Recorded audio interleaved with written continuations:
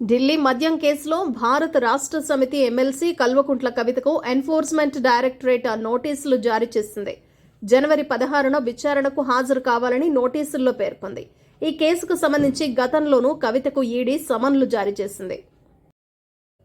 Andhra Pradesh PCC అధ్యక్ష పదవికి గిడుగు రుద్రరాజు రాజీనామా చేశారు. తన రాజీనామా లేఖను ఏఐసీసీ అధ్యక్షుడు మల్లికార్జున ఖర్గేకు పంపారు. కాంగ్రెస్లో చేరిన వైఎస్ షర్మిలకు ఏపీ బాధ్యతలు అప్పగిస్తారని గత కొద్ది రోజులుగా ప్రచారం జరుగుతోంది. ఈ నేపథ్యంలో రుద్రరాజు రాజీనామా చేయటం, పీసీసీ చీఫ్గా షర్మిల నియామకానికి లైన్ క్లియర్ అయినట్లు తెలుస్తోంది. నారా, నందమూరి కుటుంబ సభ్యులు ఆనందోత్సాహాల మధ్య సంక్రాంతి పండుగను చేసుకున్నారు. వారంతా కలిసి సోమవారం గ్రామదేవత సత్తమ్మకు ప్రత్యేక పూజలు నిర్వహించారు.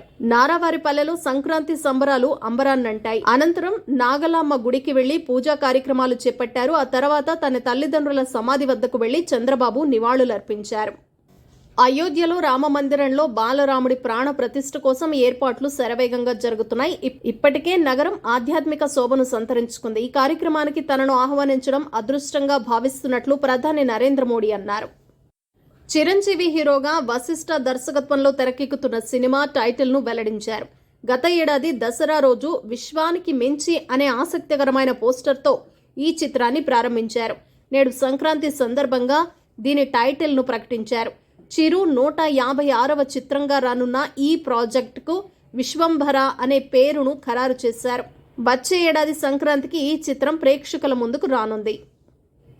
విక్రమ్ హీరోగా రూపొందుతున్న పాన్ ఇండియా చిత్రం తంగలాన్ విడుదల వాయిదా పడింది. ఏప్రిల్లో ప్రేక్షకుల ముందుకు తీసుకురానున్నట్లు చిత్ర బృందం తాజాగా ప్రకటించింది. ఈ మేరకు సోషల్ మీడియా వేదికగా పోస్టర్ విడుదల చేసి సంక్రాంతి పండుగ శుభాకాంక్షలు చెప్పింది.